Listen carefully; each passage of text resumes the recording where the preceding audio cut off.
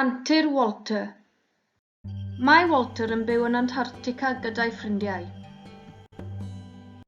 Mae wrth ei fodd yn chwarae gyda nhw yn yr eira. Roedd rhaid i Walter fynd i'r doctor. Roedd y doctor wedi ddweud fod eisiau Walter gael sgan arbennig yn Ysbyty Llwynhelyg.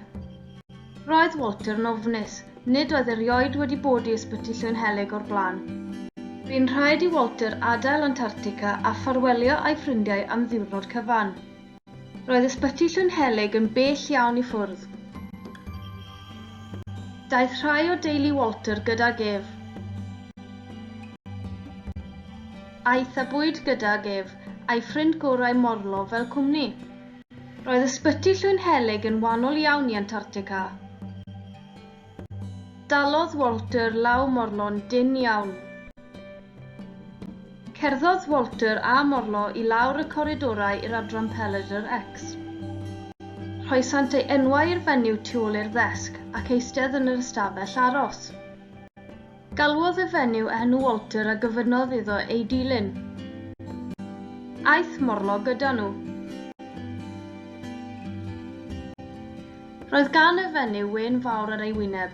Roedd e'n helpu Walter i deimlo ychydig llai ofnus. Roedd yr ystafell yn fawr iawn. Roedd gwely rhyfeddolwg gyda bocsys mawr ar y diwedd. Roedd Walter yn falch fod morlo gydag ef. Fe wnaeth y dyn esbonio sut mae'r camera yn gweithio. Nid oedd fel camera arferol. Roedd rhaid i Walter orwedd ar y gwely ac roedd 2 focs pob ochr i Walter. Teimlodd Walter yn ofnus eto ac fe wnaeth y fenyw ddweud y gallai morlo fynd ar y sganiwr gydag ef. Roedd Walter yn teimlo llawer mwy dewr gyda morlo wrth ei ochr. Dywedodd y fenyw wrth Walter ei bod yn mynd i gael meddyginiaeth arbennig a fyddai'n gadael i'r doctoriaid weld ei arennau ar lun arbennig. Nid oedd Walter yn hoff iawn o feddyginiaeth, roedd yn dechrau poeni ychydig. Daeth dyn mewn i helpu'r fenyw. Dywedodd wrth Walter nad oedd yn rhaid iddo yfed ymoddion, ac y byddai'r dyn yn rhoi'r moddion mewn tiwb arbennig a oedd yn mynd tu fewn i braich Walter. Roedd Walter yn falch nad oedd rhaid iddo yfed unrhyw foddion, ond roedd ychydig yn ofnus o hyd. Rhododd y dyn freichledyn o amgylch braich Walter mwyn iddo allu gweld i ble roedd angen i'r moddion fynd. Dywedodd y fenyw y gallai braich Walter deimlo braidd yn oer, a gallai hyd yn oed deimlo braidd yn goslyd. Cydiodd Walter yn dyn y morlo a chai ei ligad. Teimlodd Walter yr oerfel a pinsiad bychan, yna dim byd. Agorodd Walter ei ligad, a oedd y cyfan drostodd. Pan edrychodd Walter i lawr, roedd ganddo rywmyn ar ei fraich gyda thiw bach yn sticio allan ar y diwedd. Wnaeth o ddim brifo, ond roedd e'n teimlo braidd yn ddoniol. Nawr roedd Walter yn barod am y sgan. Bu'n rhaid iddo orwedd ar y gwely mawr tra rhododd y dyn a'r fenyw ffisig yn y tiwb ar ei fraich. Roedd y gwely'n arbennig, fe wnaeth Walter fynd yn uchel yn yr awyr. Roedd y sgan yn barod i ddechrau. Daeth y 2 focs mawr yn nes eto, ac fe wnaeth y dyn ddweud i beidio poeni. Dim ond tynnu lluniau oedd y camera, ni fyddai yn fy mrifo. Dywedodd y dyn fod yn rhaid i Walter aros yn llonydd iawn, fel cerflun.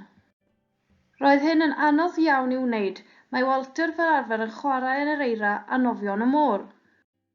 Dywedodd morlo wrth Walter y byddai'n ceisio aros yn llonydd hefyd. Gwnaeth hyn i Walter deimlo'n ddewr. Wrth i Walter orwedd yno, gallai weld gwahanol liwiau ar y wal, gallai hyd yn oed weld rhai pysgod. Roedd hyn yn gwneud i Walter deimlo i fod nôl adref gyda'i ffrindiau. Bu'n rhaid i Walter aros yn llonydd am amser hir iawn. Gallai ddewis DVD i'w wrando arno. Daeth y dyn i rhoi ychydig mwy o feddyginiaeth iddo. Dechreuodd Walter deimlo'n gysglyd a dechreuodd gau ei ligad. Dechreuodd Walter deimlo bod angen iddo defnyddio'r toiled. Edrychodd i fyny ar morlo a gyfynnodd y fenyw iddo a oedd yn teimlo bod angen toiled arno. Dywedodd Walter ie, a symudodd y gwely hyd ef allan ac i lawr eto. Ar ôl i Walter fynd ar y toiled arbennig, roedd yn rhaid iddo orwedd ar y gwely hyd eto. Y tro hyn dim ond cwpl o funudau oedd e ar y gwely. Cyn iddo wybod, roedd y gwely hyd yn symud eto. Roedd y fenyw a'r dyn yno. Roedden nhw'n dweud, da iawn Walter, mae I gyd wedi gorffen nawr. Ni allai Walter ei gredu, roedd y cyfan drostodd. Waw! Dywedodd morlo wrth Walter ei fod yn falch iawn ohono. Roedd Walter yn teimlo'n eithaf balch ohono ei hun hefyd. Dywedodd y fenyw a'r dyn wrth Walter ei fod wedi bod yn fachgen da iawn, a bod ganddynt rhai llunnau hyfryd y gallent ei rhoi i'r meddyg. Fe wnaethon nhw dynnu'r tiwb o'i fraich a gadael I Walter dewis sticker a rhoi tystysgrif iddo hefyd. Ni allai Walter aros I ddweud wrth ei ffrindiau pa mor ddewr oedd e. Pan gyrraeddodd Walter yn ôl i'r Antarctica, dangosodd y sticker a'i tystysgrif newydd i'w ffrindiau. Roedden nhw I gyd yn gwrando ar Walter wrth iddo sôn wrthyn nhw am ei antur yn Ysbyty Llwynhelyg. Nawr mae Walter yn gwybod nad yw mynd i'r ysbyty yn ddim byd I boeni amdano. Mewn gwirionedd, fe fwynhaodd yn fawr. Dyma rai o'r bobl wnaeth Walter cwrdd â nhw yn Ysbyty Llwynhelyg.